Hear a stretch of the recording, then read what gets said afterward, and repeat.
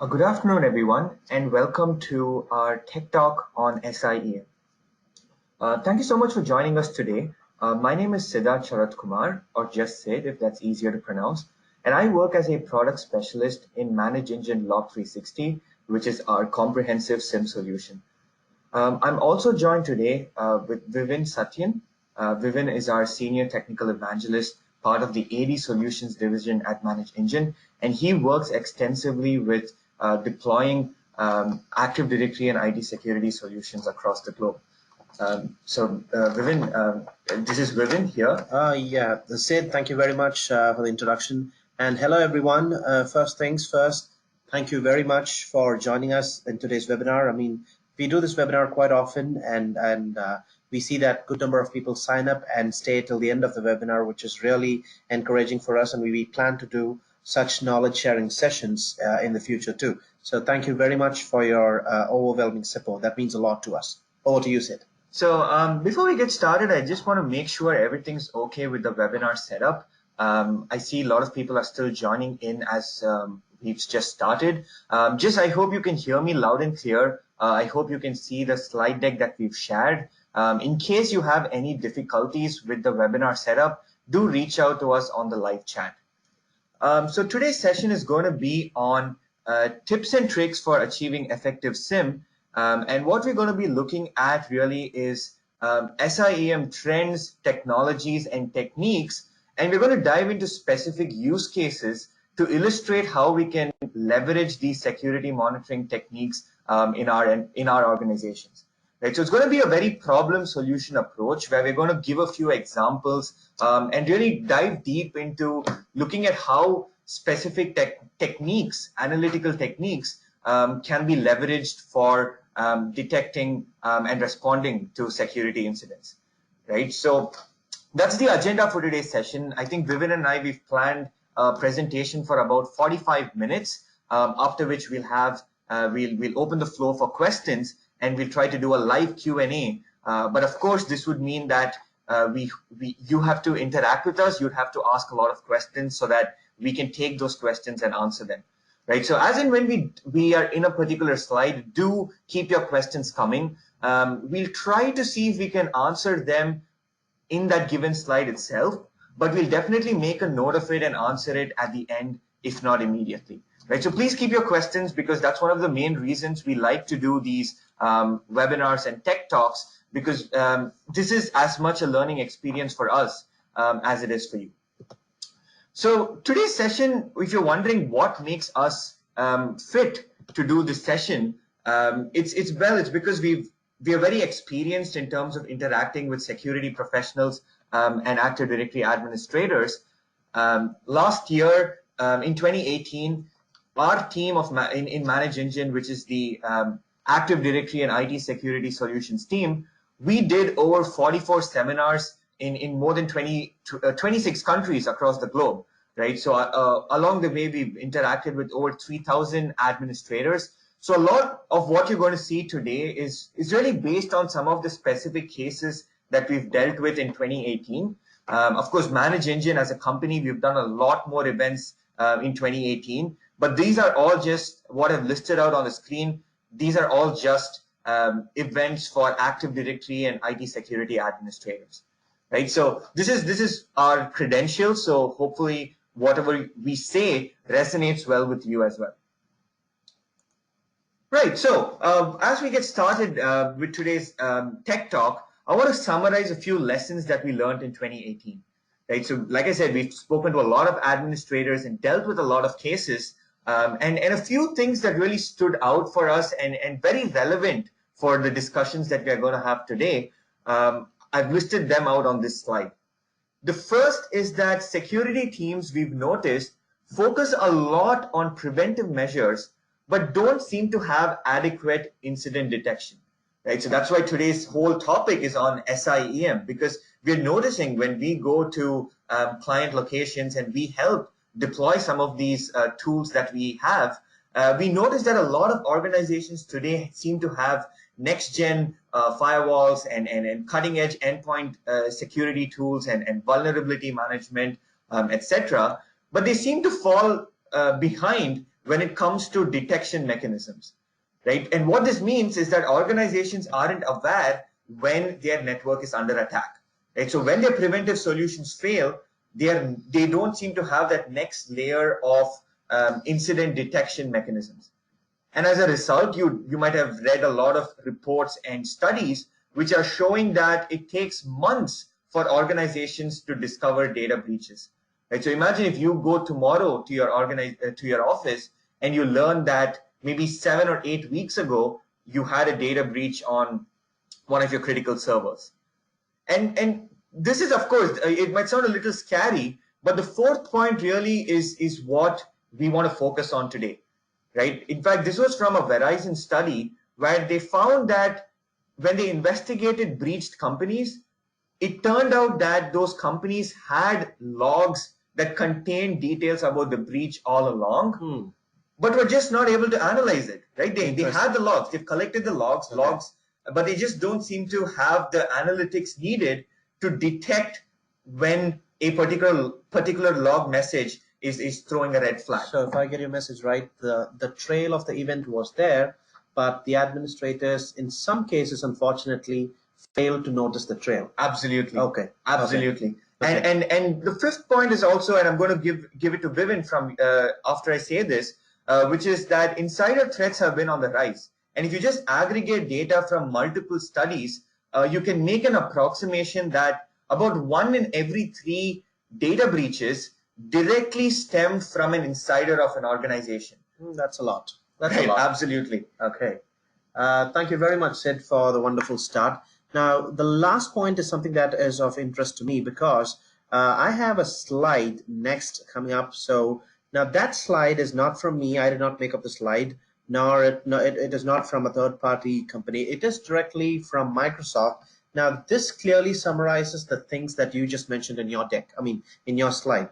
Now, in your slide, you had something like organizations are attacked, but it takes much longer than is required for them to be noticed or for them to get alerted about such happenings.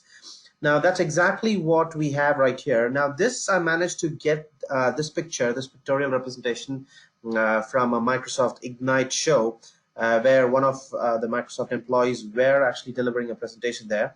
And the slide goes something like this. So if an organization is compromised, when I say compromised, what do you think? I mean, do you think it's easy to compromise a user? Easy to compromise an endpoint, easy to compromise a domain controller? Which one do you think is much more easier? Obviously, an end user. Endpoint, yeah. Endpoint, yeah. When we talk about insider threats, we are talking about endpoints getting compromised and the accounts associated with endpoints getting compromised. Now, if an endpoint gets compromised today, just by having a look at the timeline here, it takes an attacker to escalate his or her privilege using the compromised account less than 48 hours to reach domain admin. Okay. Yep. Now, is domain admin powerful? Yep, that's a big problem. If I was an attacker and I had domain admin privilege, I could just go right-click a GPO and delete. Okay. End of story, at least for 15 minutes. Okay, so we know that domain admin is a very powerful group, and you have similar high privilege groups inside of Active Directory. It can be the built-in ones or the ones that you've already created. So the most interesting part is, I wouldn't call it interesting. I should be calling it alarming. That would fit perfectly here, because within 48 hours I reach domain admin. But do you know how long it takes for the organization to realize that I have a breached domain admin account in the organization? You have the stats right below. So it takes an organization at least 150 days. Okay, I'm not exaggerating stuff here. At least 150 days, which is solid 5 months, to realize that their high privileged account has been compromised. And do you think with 5 months in my hand and a domain admin privilege, I can just happily roam around the Active Directory infrastructure? Oh, absolutely. Oh, yes. Okay, that means trouble. Now, all of us know this. I mean, if I talk about stats, if I talk about reports, it would be kind of scary, and we're not going to be scared anymore because it's all over the news. When you open up any article related to tech, you have scary numbers, you have attacks happening on a daily basis. All we're trying to do is we're just trying to be logical here. with our approach to IT security and with our approach to log management. How can you be logical? Okay. Now, when I talk about being logical instead of scaring the attendees or scaring the other people, the other folks with just stats, I would say that any administrator of any organization, be it small, medium, or large organization, should be prepared with at least 3 or 4 kill chain models. Okay. Now, why 3 or 4 kill chain models? If you ask me that, I have the answer for that too. Now, the components that you have in an infrastructure, you have domain controllers, you have servers, and then you have firewalls, applications, and all of these 6 components that you see here are common components in any infrastructure of any size. Okay. Now, when I talk about a kill chain model, I'm just going to be talking about 2 kill chain models here. Of course, an administrator needs to be prepared with at least 4, but I'm just going to be talking about 2. Let's start with an insider kill chain. If the attack is from an insider's perspective, the first account that gets compromised is maybe an endpoint account, and then if that is not a high privileged account, what happens next is privilege escalation. And the third stage of that kill chain is going to be, after I get the right privileges after compromising a host, I would like to hop around the various components of your network, which is nothing but lateral movement. Yeah. And after lateral movement, after I've moved across your network laterally to multiple systems, the fourth stage or the final stage in my kill chain is data exfiltration. I need to take back the data that I've managed to steal from your network to my work center. Okay. Now, this is one kill chain, and we are going to be talking about triggers that you can set in your logs that will expose this specific kill chain, no matter which stage it is in. Okay. Now, the second model, what I would suggest is an external attack. Now, if it's an external attack, it's not going to be an endpoint that is going to be compromised. What do you think is going to be compromised first? Perimeter devices. Okay. To name some perimeter devices, let's say you have firewalls, you have your routers, you have your switches, and then the intruder will penetrate into your infrastructure and reach some of your confidential boxes, or let's say some of your high privileged accounts inside your network. Okay, that's an external kill chain model. So in order for us to be logical and not just be worried about what if something bad happens, you'll have to just be prepared with 3 or 4 kill chain models. That's it. Okay, and we're not trying to say that if you have 4 kill chain models, you're completely safe. What we're saying here is we're just being practical. You are relatively safe. That's the whole point of this discussion. Yeah. So Vivian has spoken about kill chains, and one thing that I want you to remember from what he said was that you need to set up these what we call tripwires or rather rules on different systems that can track the kill chain at different points. Right? So that's where we get into looking at our logs on our different systems, so that we see that, okay, if a particular log message had a red flag, we would be able to detect the attack kill chain on that particular system. Right? But the problem really is that each system is only concerned about what's going on in that. Right? So if you take your firewall, for example, it looks at some rules and then it decides whether that IP address can pass or should it be blocked. If you take maybe one of your database, say your SQL database, it is concerned about the transactions and the changes happening there, but it really doesn't know what's going on in the rest of your network. Right? So the context is what is lacking when we are talking about analyzing the logs. It's of course clear that we need to look at our logs and we need to set up some rules to detect attacks. But the real challenge is to understand the full story and to really build the entire picture by associating all of these different events. Right? So that brings me to the first technique that I want to talk about in terms of analyzing logs, which is event correlation. Okay. So if I can ask you one question here. So you mean to say that the logs that you have in an infrastructure should not operate in silos, because when you have firewall logs in one bucket and you have database logs in one bucket, but if an attacker has compromised both the components, right, and you're just focusing on one log, you're missing the whole story. Absolutely. Okay. And I need to know what's happened before and after an incident, because if you come and tell me that, hey, if we both are administrators in an organization and you tell me that, hey, I see a lot of failed logons happening on this server, I might very rightly ask you what happened before and after, right? Because just by giving me one piece of information, I don't have enough details to act. We don't know what to do. We don't even know if we are being breached or is it just a false positive? It makes a lot of sense, yeah. So I'm just going to navigate out of the slide deck for a moment and jump into a manage engine tool called Event Log Analyzer, which is a component of Log 360. So you're basically going to show us how to get the before and after story of an event. Exactly. Okay. So I want to show you the event correlation engine, and I want to show you how an event correlation engine can help us see the full picture of what happened in a given situation. Instead of focusing on one log at a time, exactly. How do you bring in events from multiple logs and then getting the entire story in place? That's exactly what we're going to look at. And I'm going to just show you a simple example of a situation which I'm sure a lot of you can relate to. Like if, all of you have Windows servers in your environment, and I'm sure all of you would agree with me that you don't install new services on your Windows environment on a daily basis, right? So I'm sure you agree with me on that. Yeah. And I'm sure you also agree with me that if someone installed and ran a new service on one of your servers, you would want to know why that was done and check if it was malicious, right? So in this case, I have some simulated data in our product where the product has thrown an alert that says a suspicious service was installed on my server. And I can go and investigate, and the product has actually given me the entire timeline of events that resulted in this alert being triggered. Okay, so this is the before and after story you were talking about, right? Exactly. So I see that an alert has come for a service being installed on my Windows server here at 1750. Okay. But I'm able to see what happened before and after.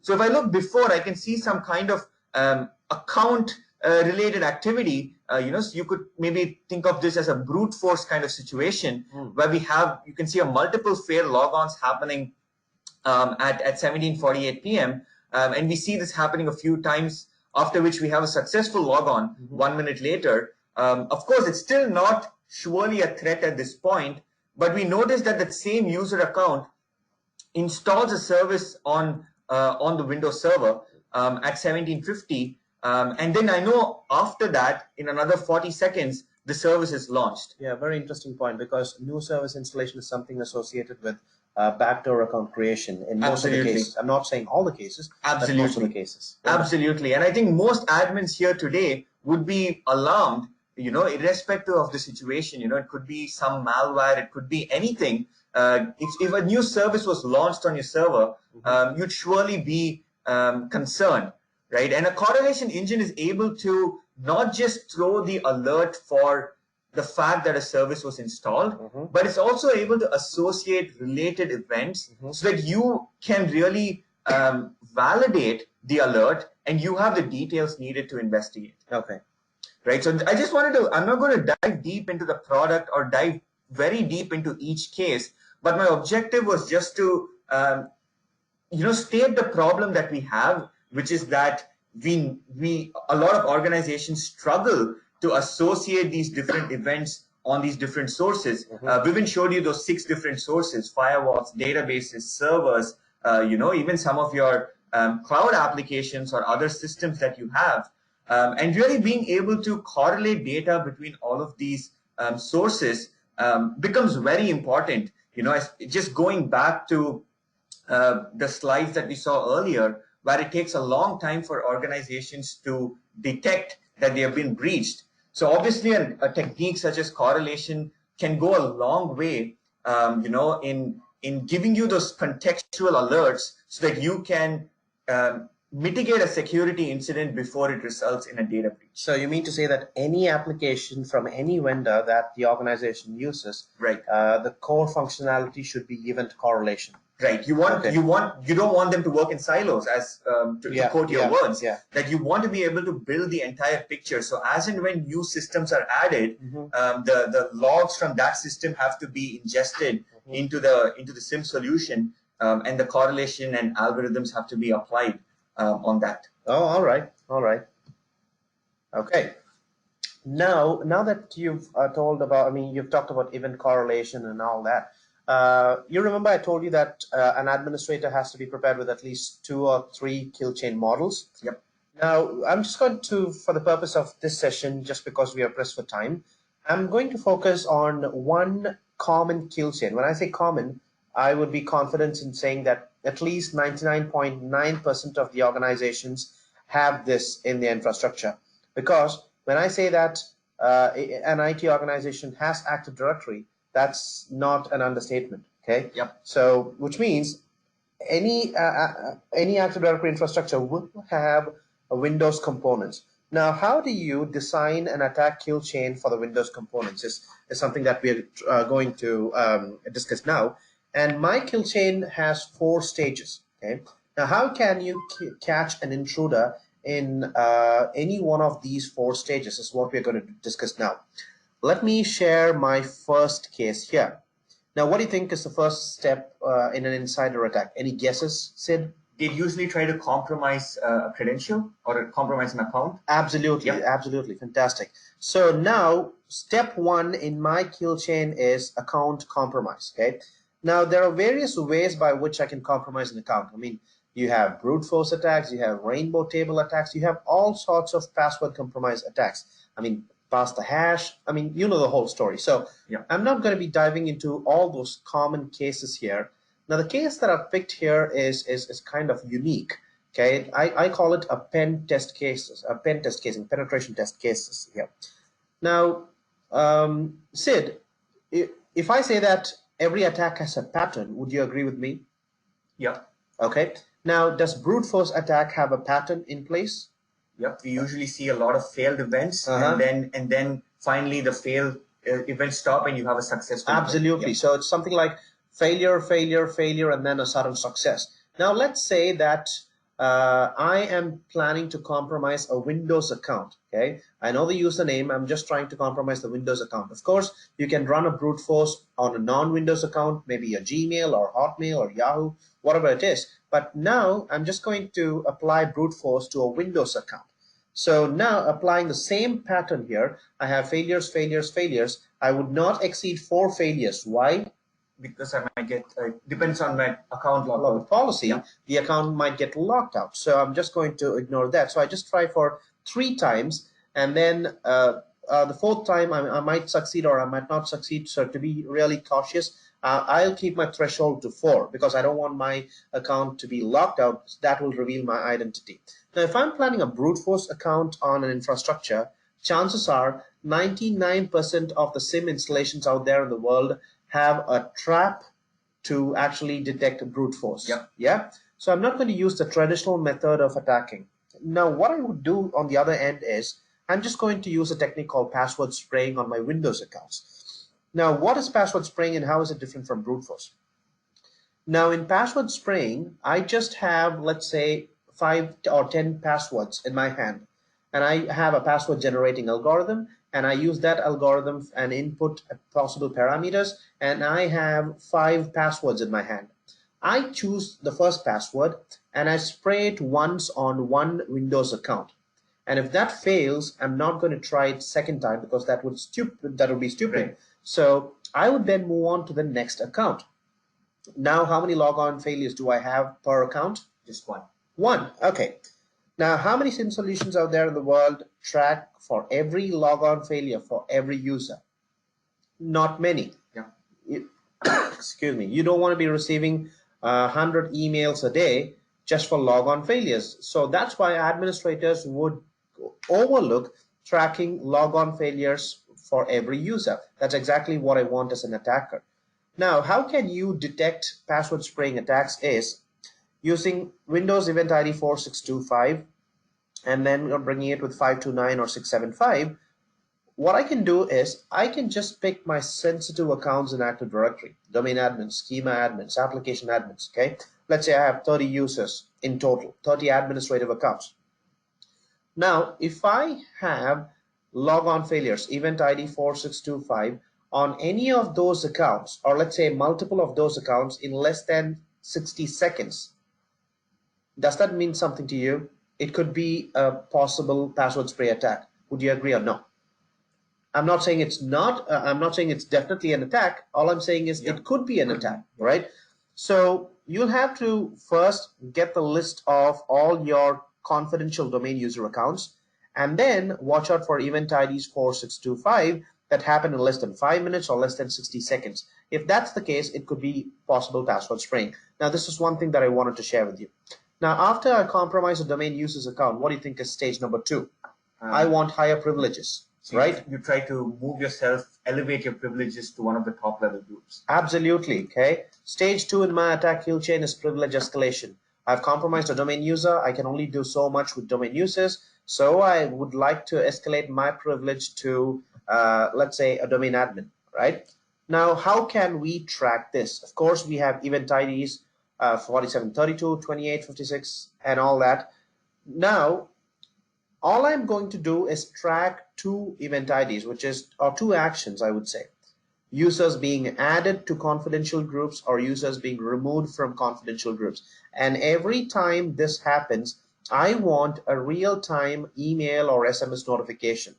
All right. Now that's something sensible. No matter where I am, if I get an SMS notification saying user X was added to the domain admins group at 3 p.m., now that is something that I'd be interested in knowing, and I'd be interested in maturing the incident. All right. I'm just going to show it to you in real time. So I'm just going to jump to my lab setup here. So this is my lab setup. I'm not going to touch my domain admins or enterprise admins or schema admins for the purpose of this demo. I'm just going to use a custom admin group that I've created. All right. Now I've named it application admin. Now any user that I add to this group gets access to 20 plus confidential applications. Okay. Now that includes applications for finance, applications for planning, and you name it. Okay. So this is a high privilege group, a custom group, not the built-in ones like domain admins or enterprise admins. Now let's watch this. Okay. Now I just open the group. I go to the members tab, and probably I add or remove a user from this group. Let's try removing a user. Okay, so we have a user named Ram Kumar here. I just want you to watch this for a minute. So I just hit remove, okay, confirm, apply, okay. Now this is a remove event, agreed? Yep. Okay, now if I have real-time auditing in place, if I just open up my auditing tool and I quickly do a refresh on the dashboard screen for real-time event fetch, now I have the event clearly translated into meaningful information. It's not the event ID that you see on the slide that I get. It's not 4732 or 4728. It doesn't make any sense to me, but these events are now translated to meaningful information, which is Ram Kumar was removed from the global security group. It even tells me the scope of the group that was named application admin IT day by Vivin. Okay. And it's so important to get this in real time, right? Because this is you did the removal and we have the alert immediately. Absolutely. And the same holds good for adding a user to a group. All I'm saying is don't do this for all the groups in your infrastructure. Do this for your confidential groups. It can be the built-in ones like the ones that you see on the slide, or it can be the ones like that I just did, an application admin group, okay? Or exchange admin group. Every time when someone is added or removed, please make sure that it is brought to your notice, because you don't want too many administrative accounts floating around your Active Directory infrastructure. That's not a good practice. No matter you have $100,000 worth of SIEM solution in place, if you have too many users with high privileges, that's always going to cause a problem, right? Now this is case number 2. Now I have an account and I have escalated the account to high privilege. Now what I would like to do is I would like to jump around your network a bit. I would like to hop to as many components as possible and gather as much as information as possible. Okay. Now tell me, which one do you think is a wiser decision? I compromised an account X and I've made X as domain admin now. Okay. So until now you have not caught me because you do not have a tool in place or you do not have the rule in place. But if I have compromised an account X, should I be using that account to move across the network laterally, or should I be using another relay account and use that relay account to move across the network. Which one do you think is more safer? We do the relay account. We do the relay account, because even if the relay account gets compromised, the account X that I initially compromised, I have complete control of the account, right? And my identity is not revealed. Yep. So for lateral movement, in most cases, what I've seen is it's not the actual compromised account that actually moves across the network. It is a lateral or a relay account. Now, in our case, the relay account that I'm going to create is probably a new service or a new process, okay? Right. Now, the first thing that I want you to watch out for is a new service popping up on your workstation, okay? Even worse, a new service popping up on your servers, okay? Now, if that happens, you just have your word with your co-administrator. Just check with him or her whether you have any planned maintenance or planned installation in place. If there is nothing of that sort happening in your infrastructure and you still have a new service popping up and the event ID is 4697, it could mean something to you, okay? Right. So how do we track suspicious logon activity or new service installation? I'm sorry, I have a bad throat, so excuse me for that, right? So what I do is I just go to the analytics section, right? All right. Let me exit the screen. Okay, exit. Now the analytics part, you see this new process on the server. Now I just go through the message. If I feel this is suspicious and if there is no activity planned, mark it down and flag it immediately. This is exactly what I was talking about. Okay, understanding lateral movement across your network. So this is very important that we understand that we have someone in place that is willing to compromise a few other accounts or maybe take information and then copy it to their work center. All right. Last case, GPOs. Any guesses on the number of settings that we have in a single GPO, Sid? Well, it's certainly not one or two, and it's probably not even in the hundreds. We have way too many GPOs usually, and we see this when we go into organizations and help them clean up and manage their Active Directory.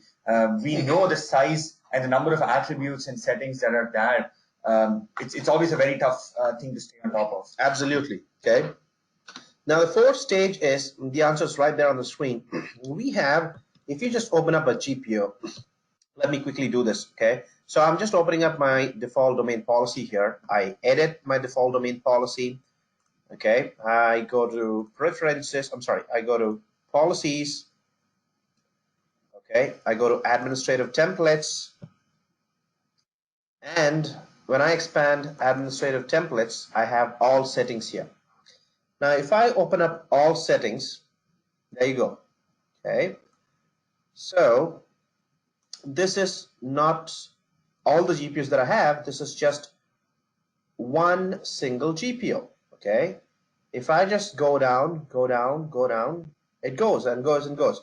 Now, any wrong tweak that I do to some of the settings here can have a direct impact on the computers or can have direct impact on the users, depending on what setting I tweak, okay? Now, the point that I'm trying to get at is, we talked about user auditing, we talked about finding out lateral movements and all that stuff, but when it comes to GPO, and especially GPO auditing, when you have mass events to audit, it's always important that you get answers for who, what, when, and where. But what is even more important is you need to know the old and the new value, all right? Because when someone says, hey, a GPO was modified, that's fine. A GPO was modified by SID, that's helpful. But what would help me to take things back to square one is, what was the old value that actually was running smooth and safe, okay? So that's exactly what I would like to know whenever GPOs are touched. So what I'm going to do now is I'm just going to show you what I have in store with regards to GPO auditing, okay? So I'm just going to the reporting section here. Of course, these events are processed from the security log. So now if I just open up group policy setting changes, I have my GPOs listed and it tells me who modified and what was the time of modification and all that. But the most important of all is when I hit show details, it tells me the change type, what setting was modified in a GPO. You have the name of the GPO. The most important part of GPO auditing is understanding the old and the new value. So if the new value 126 is something that is causing trouble to maybe hundreds and thousands of user accounts, you can just revert to the old value 124 because you have the new value, the old value here. This is extremely important when it comes to auditing mass events. So that's one tip that I wanted to share. And when would an attacker tweak a GPO? Possibly when an attacker wants to facilitate data exfiltration process, right? I have managed to escalate myself to domain admin. I have hopped around your network. I have gathered as much as information I want. Now I'm trying to get back the information to my external box. That's when I would tweak a few settings inside the GPO that would hide the process of data exfiltration. When anything of that sort happens, again, you need to be knowing about that in real time. And not only that, you need to be knowing the old and the new value. Does that make sense to you so far? Absolutely. All right. Now let's talk about taking SIEM to the next level. Go ahead, Sid. So Vivin has spoken about a very elaborate kill chain. And I think I also noticed we had a few questions on one of our attendees asked if having more kill chains makes analysis more easy or difficult, right? So obviously you can't have an infinite number of rules for kill chains, right? It's just so hard to manage, and it just becomes so hard to actually dive deep and investigate into what's going on.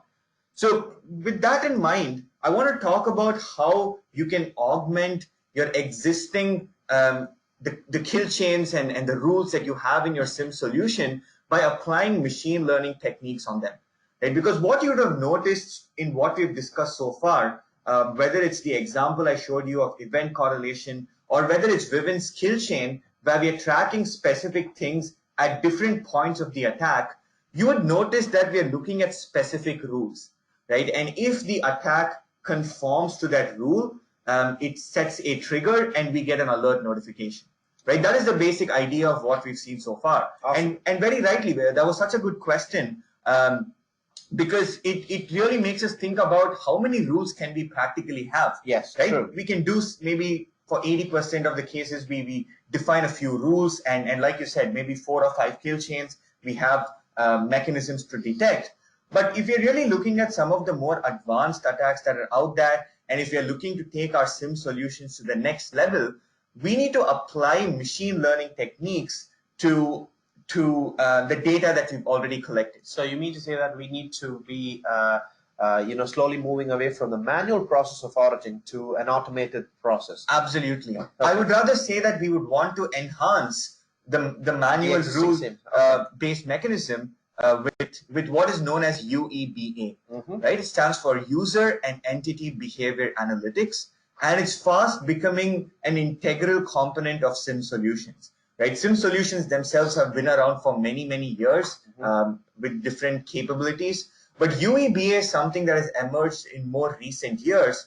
And this is able to work with the data collected by your SIEM solution. And by leveraging some machine learning and statistical analytical techniques, it is able to detect anomalies on the go. Right? What I mean by that is your machine learning algorithm can create what is known as a data model, and it profiles the expected behavior of users and systems or entities in your network to form a security baseline. Okay. Right? So you have your SIEM solution, which has collected a lot of data, and your machine learning algorithm is able to work on that data in order to create this data model of what is expected to happen in your network on a given day. And then when it finds out that you have something out of the blue happening, it's able to compare that with the security baseline, and it does something called an increase in the risk score of that user or system. Okay. So a quick question. So does this risk score keeps changing dynamically? Oh, absolutely. And that's the whole point. because the anomalies that are happening in your network could be based on the count, which is to say that maybe Vivin, you perform 10 activities on the file server on a given day, but suddenly today you're doing 100 activities on that file server. So machine learning can flag that Vivin, who normally does 10 events a day on a file server, is doing 100. It could also be the time. Maybe Vivin does this, works every day from 9 a.m. to 6 p.m. And today he's doing these events. He's copying data from a file server at say 11 in the night. Right? That could be an anomaly. And making things even more worse, what if the person is trying to access a corporate box from the home network? Exactly. A VPN connection, maybe. Which is something out of the blue. So UEBA is sort of, in a sense, creating these rules on the go, because we can't define a large number of rules for every single user and every single entity and create a large, it's really like a never-ending process. You could just go on and creating different rules to track anomalies. And machine learning is able to do that automatically. So I want to just give you a very simple example before we wrap up on why we need UEBA. And I would like to illustrate that with a very simple example. Have a simple, like a small thought experiment here. Let's say you have 3 users in your organization, John, James, and Jake, and I've defined the roles of John, James, and Jake on the slide. Right? So John is a sales employee, and he works a regular 9 a.m. to 5 p.m. job, and he works on 3 different servers, A, B, C. Perhaps they store some customer information, some CRM data, or it could be anything. And then you have another employee, James, who's from finance, and he works from 3 p.m. to 12 a.m., and he works on servers D, E, and F, right? These could be maybe finance servers. These could have details about payroll, maybe details about vendor payments and things like that. So it's basically 3 users having 3 different responsibilities in an infrastructure, 3 different work times, and they access different resources in the organization. Right. And that's what you'd expect them to do. The third guy is Jake. He's an IT administrator. And he seems to have a good work-life balance for an IT administrator, and he works just 9 hours and not 24/7. 11 to 8? You're kidding me. Yes. So Jake is doing 11 to 8 job, and maybe he's an IT administrator working in your network and databases. Now, we notice here, I posed 3 questions. What if John tries to connect to server D? Right? So we said that John works only on servers ABC, and he's been doing that for the 10 years that he's worked in your organization. But suddenly one day he tries to connect to server D, right? That would be an anomaly. All right, now I get it. So this is against the data model of John that machine learning has already in place. Absolutely. And if you look at the next one, what if James copies data from server A at 6 a.m.? Right? We say James works from 3 p.m. to 12 a.m. Yeah, James is supposed to be done with a shift by 12 a.m. Right. And why is he doing or copying files from a server at 6 in the morning? And why is he copying data from server A when he normally works on servers D, E, F? Right? So it's 2 things that are anomalous. Right? And you can see why it's difficult for a human or for a predefined rule to be checking so many different criteria.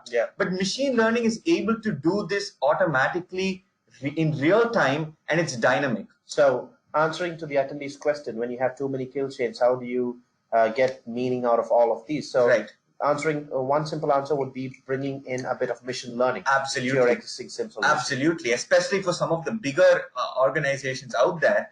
You know, and just to finish the last point as well, what if Jake, the IT administrator, performs 10 times the number of changes he normally does, right? So maybe he's in charge of doing things on Active Directory, for example, and maybe he does a few user account creations or changes of groups. Maybe he does about 10 in a day. What if he does 100, right? That would be suspicious, and machine learning can flag that for you because it knows what Jake is expected to do, and as and when Jake does something out of the ordinary, it is able to detect that, and it raises the risk score associated with Jake, right? I'm not going to spend too much time talking about UEBA, but I'm just going to jump into our UEBA component just to give you a glimpse into what this would entail. right? So you can see that each user here on the left pane is assigned a risk score. Okay. You see this number 56, 55, and obviously you can say very intuitively the risk score of 56, user 1, is a lot more dangerous than say one of these users down there with say Bob at 17 or 80 manager at 0. I have a question here. So you mean to say that you have logs, and the logs have trails of the actions done by these users. So based on the actions they have performed, the algorithm arrives at a risk score for the user. Absolutely. So you've already collected data, and in machine learning, we call this a training period. So the UEBA basically trains on the data that has been collected, and then as and when it sees something that doesn't conform to the existing data model, it keeps increasing the risk scores. Okay. Right. So you'll be able to not only get these dashboards that you see here, you can see the top 10 users based on the risk score, so you immediately know that these are users you want to investigate. Will I be able to drill down? Oh, absolutely. So for example, if you say we want to go into a specific kind of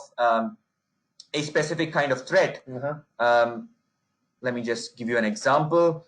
Let's say this particular user, you can see why is his risk score 69, right? It's not an arbitrary number. It's not that the algorithm is playing games and giving these numbers to the users. It's very unbiased, right? It doesn't have anything against user 1, but it gives him the risk score of 69 because he's done something which has been flagged as an anomaly by the algorithm. Oh, I also get to know the exact actions performed by the user, which made the user's risk score to rise. Absolutely. You can see that he's done an unusual file permission change, unusual logon, unusual shutdown, some software installation kind of activity. And all of these events have been put into context, and you get this, and the risk score for this user has been increased to 69.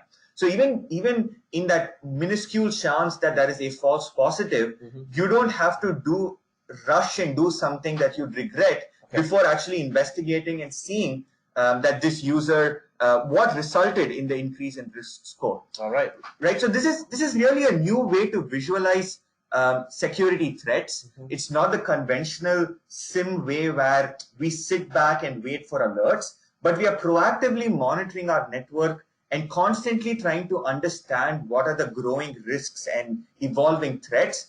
And we quickly take action even before it reaches a stage of a security incident. So we see that there is this user's risk score has been increasing. Even before a compromise happens, we can quickly go and stop that. All right.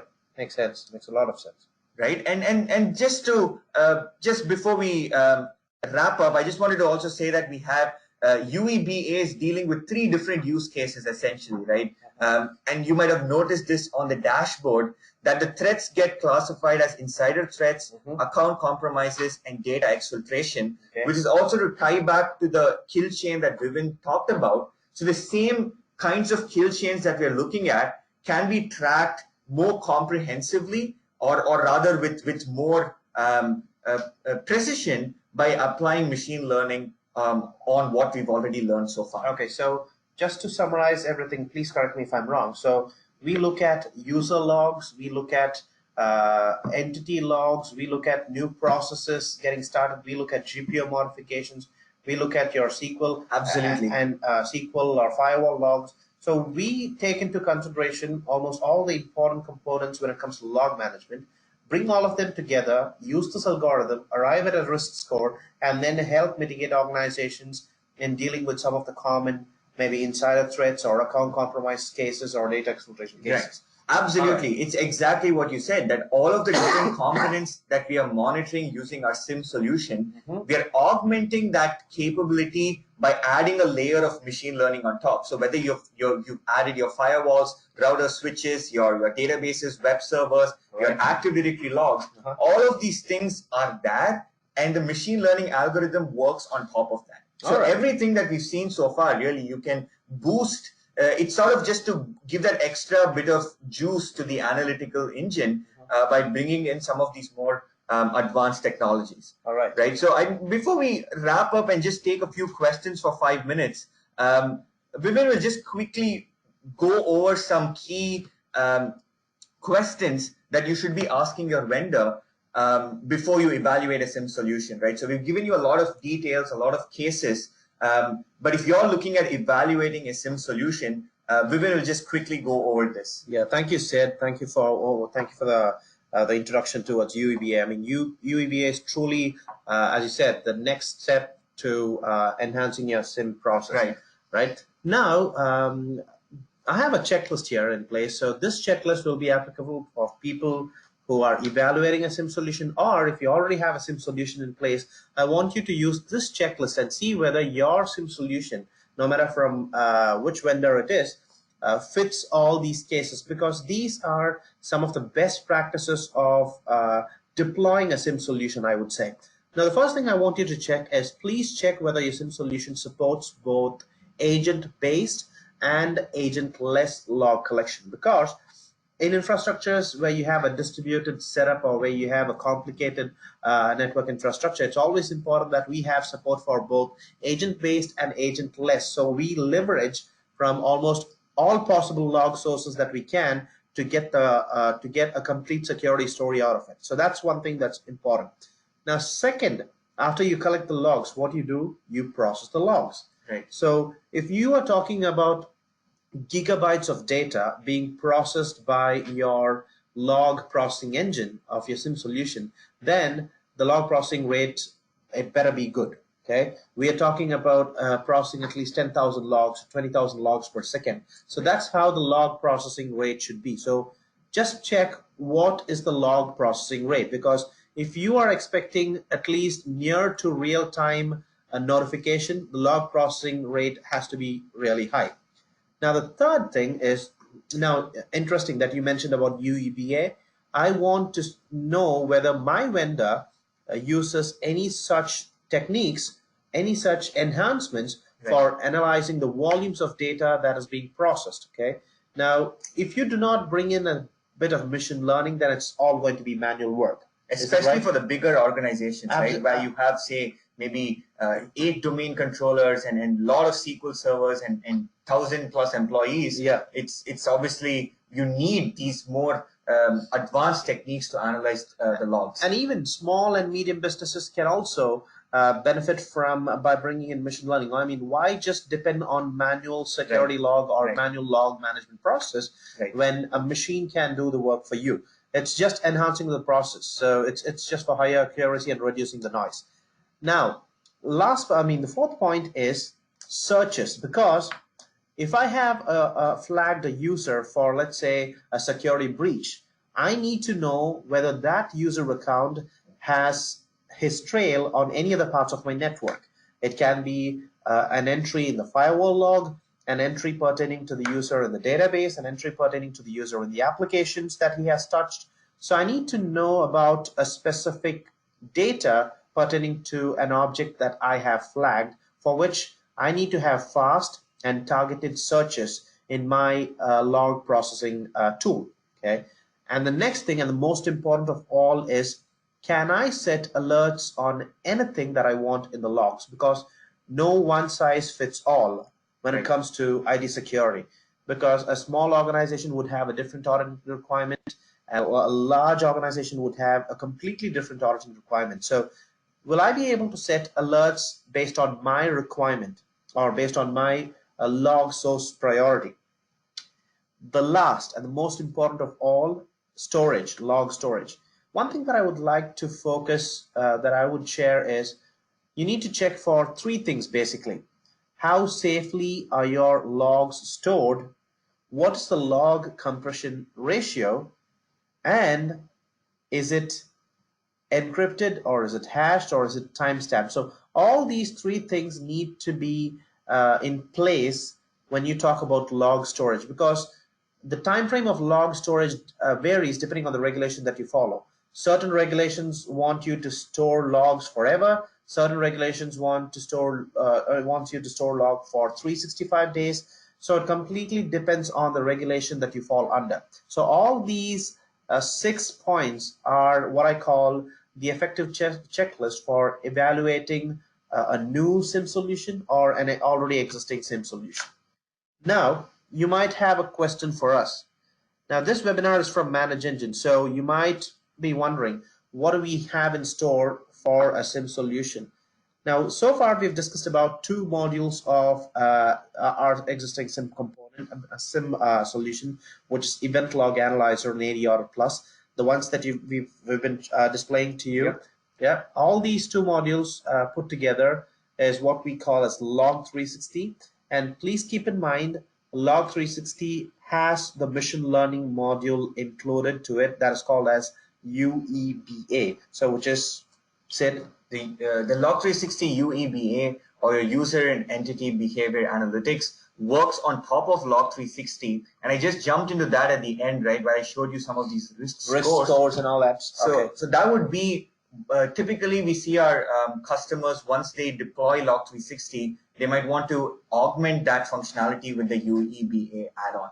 Right. So we're just running short for time. I just want to quickly take a few questions. But before that, I want to let you know to stay tuned to our email, because we'll be sending you an email in a few days with a 30-day free trial of Log 360, exclusive for all the webinar attendees, and also a free ebook on 10 crucial audit reports you need for your SIEM solutions, right? So that'll give you a good way to get started with evaluating SIEM solutions and hopefully Log 360 as well, right? So we're just coming to the end. I'm also just going to give you Vivin and my email ID.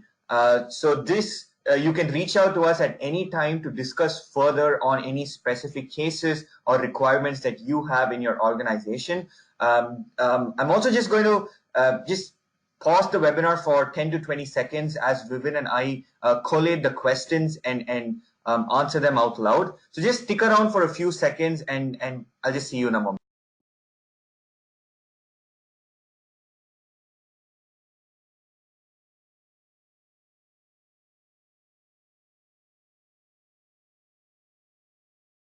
So we've had a few questions coming, and just wanted to answer one of them, which is on things like sending the video of the webinar and these resources.